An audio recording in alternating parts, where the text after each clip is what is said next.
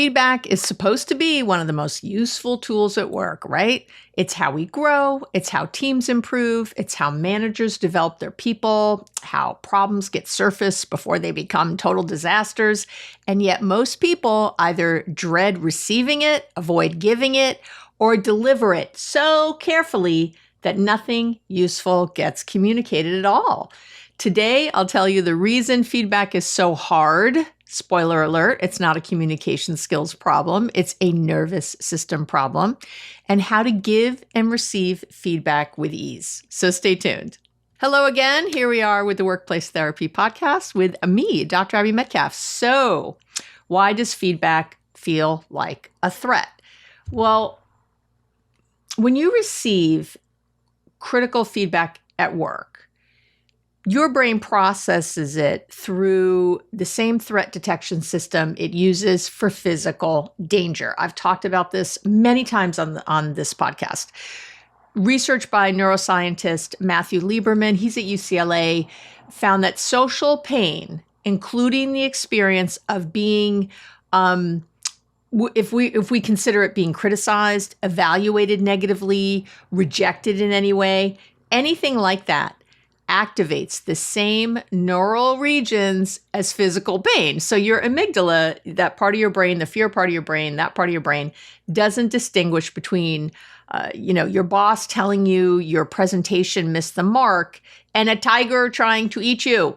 Both register as just crazy danger, and both trigger the same cascade of physiological responses, right? So we have elevated cortisol, increased heart rate, you get narrowed attention and really a reduced access to the rational part of your brain, your prefrontal cortex. So, and again, remember your prefrontal cortex is where, it's where it's a lot, but it's where you process complex information. It's where you regulate your emotional responses, generate thoughtful replies, all of that, right?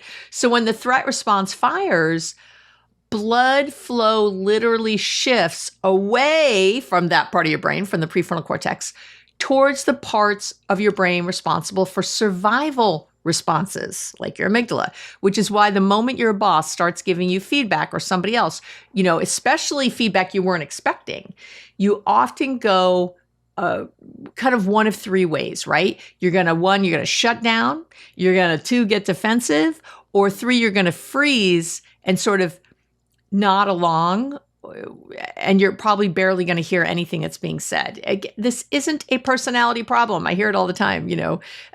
Extroverts go through this, introverts go through this, different personality types. It's not a personality problem. It's a neurological event. And until you start looking at it like that, the tools that you're trying to use to solve it aren't going to work. And I'm noticing my voice is a little froggy, so I'm going to take a little sip of water. So, some people like that froggy voice, huh? Okay. So the same dynamic operates on the giving side also, just differently.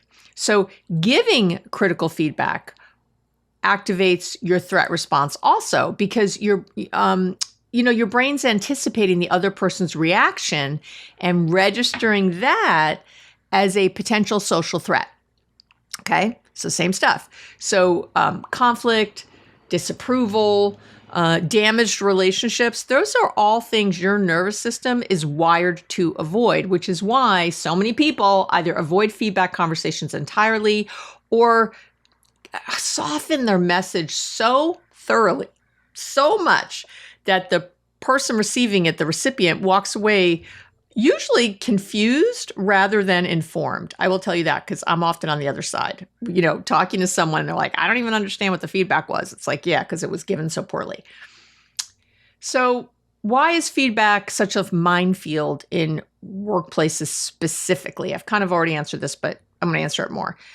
Again, because the context amplifies the threat signal in ways that aren't always obvious, really. So feedback at work carries stakes that feedback in other contexts just doesn't.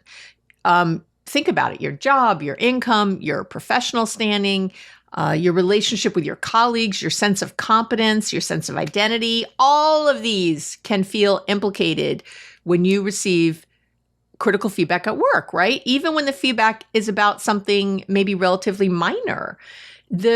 Your nervous system is reading the room accurately. This isn't just an abstract exchange of information like you might get somewhere else. This has consequences. It definitely can, even when you're told as you're getting it or giving it that it doesn't, right? So now I've talked about the research on psychological safety by one of my girl crushes, Amy Edmondson over at Harvard Business School. I've talked about her many times in her research on this podcast. And I'll link to, I did an entire episode on psychological safety, but I've talked to her about her in a lot of ways because it impacts so many other topics, right?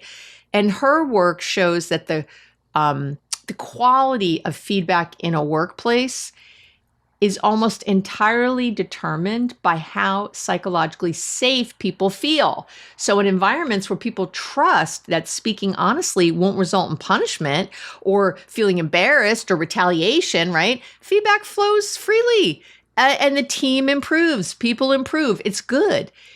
In environments, though, where that safety doesn't exist, feedback gets withheld, it gets softened, it gets weaponized, and it's a problem, right? Everybody's going to pay the price for that. It's so bad. So, okay, so there's that. And then there's also what researchers call the fundamental attribution error. I'm sure I've talked about this before, and that's what is that? That is the human tendency to attribute other people's behavior to their character rather than their circumstances, okay? It's why, if somebody cuts you off on the road, you're like, they're an a-hole, what an idiot, what a jerk, what a piece of crap, what a this, what a that, right? You don't know this person. They could have a person dead in the back, almost dead in the back seat, and they're rushing to the hospital. Right? So we go right to their character and not the circumstance. So when someone gives you critical feedback, it's really easy to hear, hey, you did this thing wrong, as you're inadequate, you're a piece of crap. I don't know why we have you here. Okay. Your brain makes that leap really quickly, and often, I would tell you, without your awareness, which is why feedback that was intended as developmental, to help you develop, often lands as an attack. And I cannot tell you how many times I've been at organizations and, my job is to give feedback. And, people call me a bitch and an ice queen and a this and a that. And it's like, I am not different when I do this stuff. I'm just not. I'm never mean. It's not, never, I don't know. I'm sure I've been mean in my life, but you know what I mean? Like, it's not, I do all the things I preach, I practice what I preach, and I take the time and I set it up and I do all the things. And still I'll have someone just call me names, or I'm the problem, or it's all about me. This is that fundamental attribution error. We want to blame the person and think that they're a bad person. That's, so I can dismiss whatever feedback they're giving me. Okay. So what makes feedback land well when you're giving it? That seems to me the natural next question, right? And in my experience, there are three things that will help your feedback land well. And let me say this, they all have to be present together. So it's not just one, okay? So let's get to it. So the first is, I say this all the time, relationship before the message, relationship before the grievance, the issue.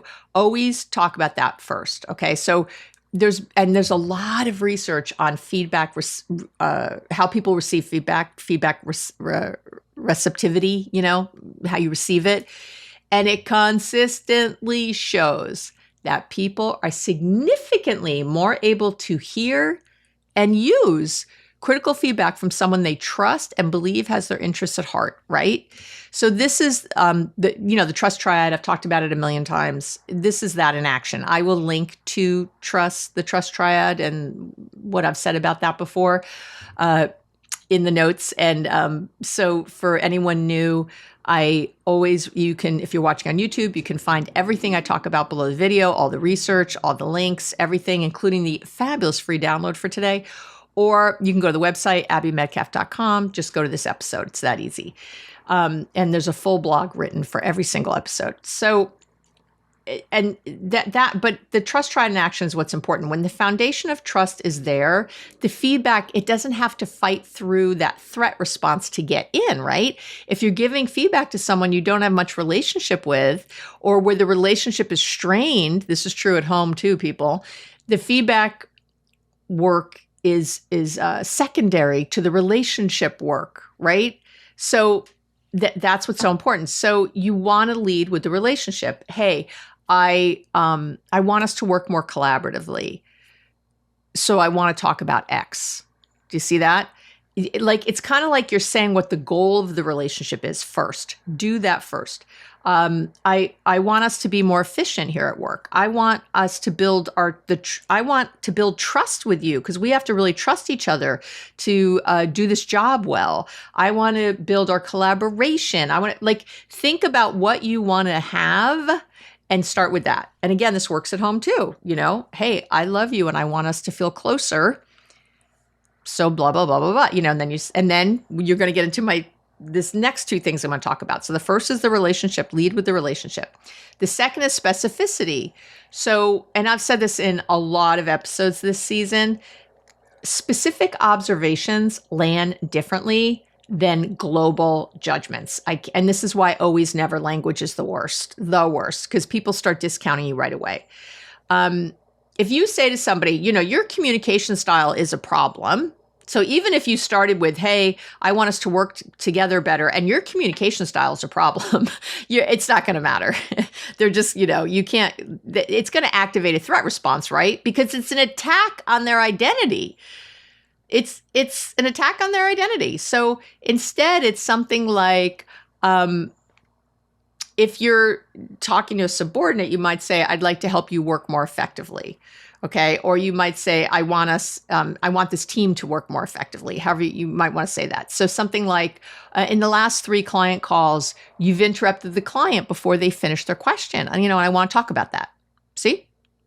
It's a specific, observable pattern that can be examined and addressed without the person's entire sense of self feeling attacked or implicated in some way. So the more specific you are, the more the conversation stays in the prefrontal cortex rather than jumping back to that amygdala where we're trying to stay away. Okay. And the third is timing and state. So feedback, if you're giving feedback when somebody is already stressed, depleted, or already in threat mode, that feedback's not going to land. Their nervous system doesn't have the capacity to receive it. So a useful question before any significant feedback conversation is, is this person in a state where they can actually take this in? If not, waiting is good. It's not avoidance to wait as long as you do it, right? It's a strategy at that point. And I would always tell you, never do this stuff at the very end of a day, ever. It's the worst. People are, even if someone's had a good day, they're tired. They've used up all their willpower units all day long, and they're tired. They're not going to be in a good receiving place. Okay. So, you know what? Here, I'm going to jump here. So I want to talk about, what do you do with your own nervous system when you're receiving feedback, right? So again, the first tool is preparation always. If you know feedback is coming, like a performance review, if there's a debrief or a check-in after a difficult project or whatever, or if it's a conversation you requested, you can do something with your nervous system before you walk in, right? So you can do 1 minute of mindful breathing. It's going to lower your cholesterol. It's not going to lower your cholesterol. Sorry, your cortisol. The stress-inducing hormones, right? It's going to lower those. Just a double inhale, a couple double inhales, some box breathing, anything.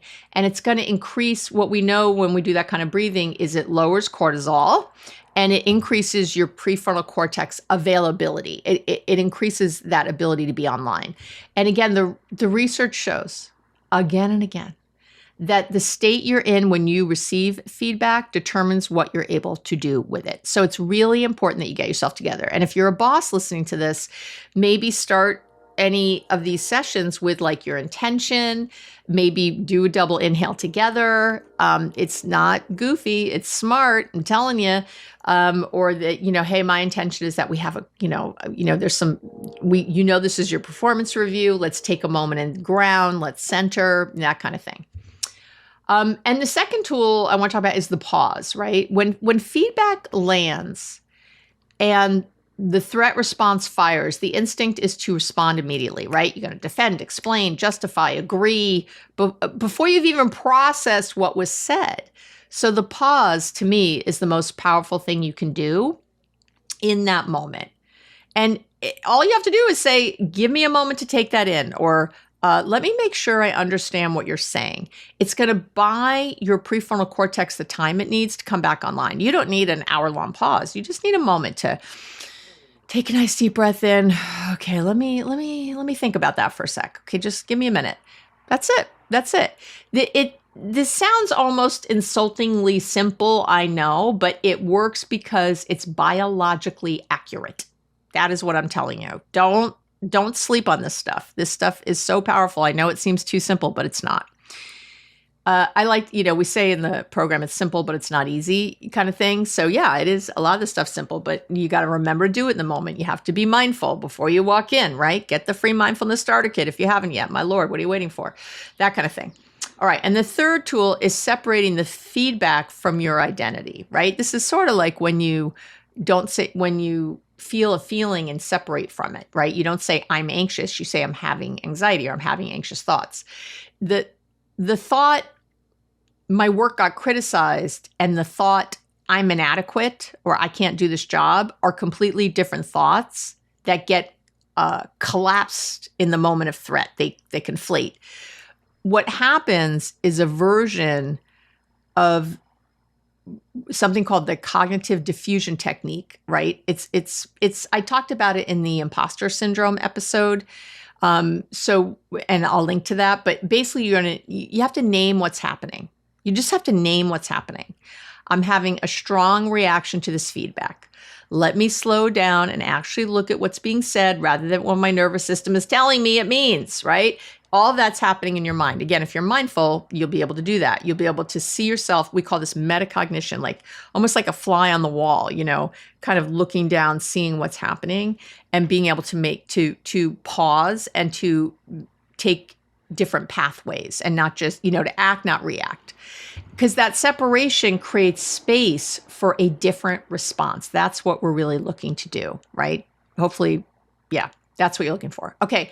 And the fourth is getting curious rather than defensive, right? Defensiveness is a threat response. Curiosity is a prefrontal cortex response.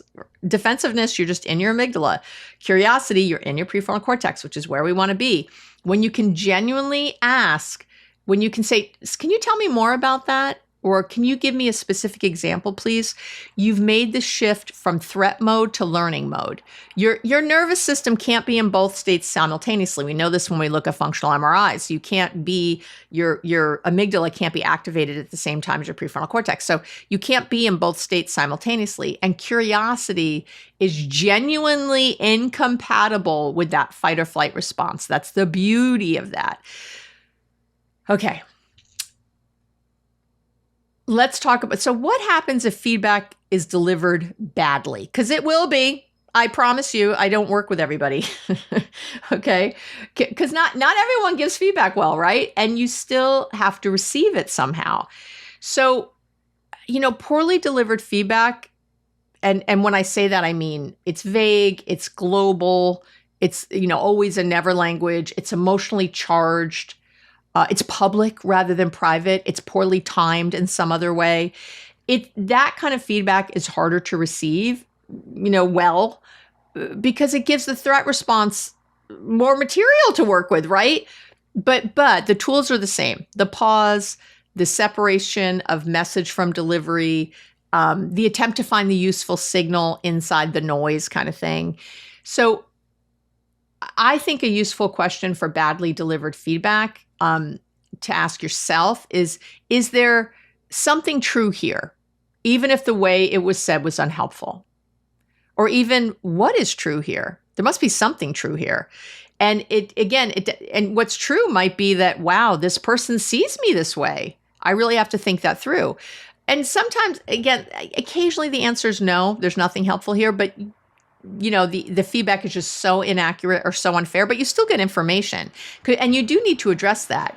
But often there's a kernel of something real, and being able to extract it from the delivery, I think, is a huge skill worth developing.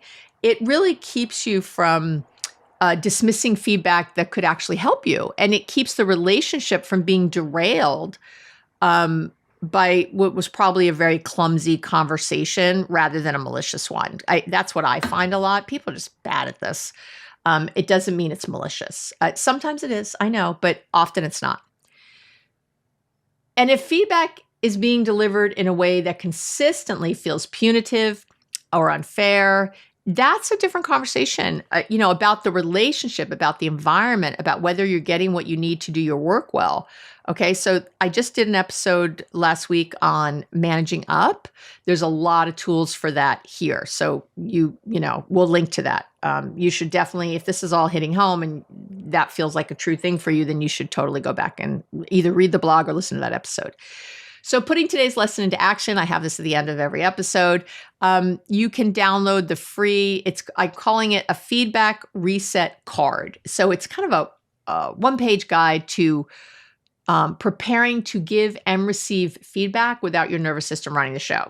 So it's just like a quick one-pager that you can download to help you do that. And that's it for today. Hopefully this was helpful for you. I appreciate it. Someone wrote in asking for this, so here you go. I'm coming at you. Have an amazing week. Stay mindful, stay in your moments, and it's really important to find the not the positive, but the helpful. What's helpful for you to know in any kind of feedback. Okay, talk to you soon.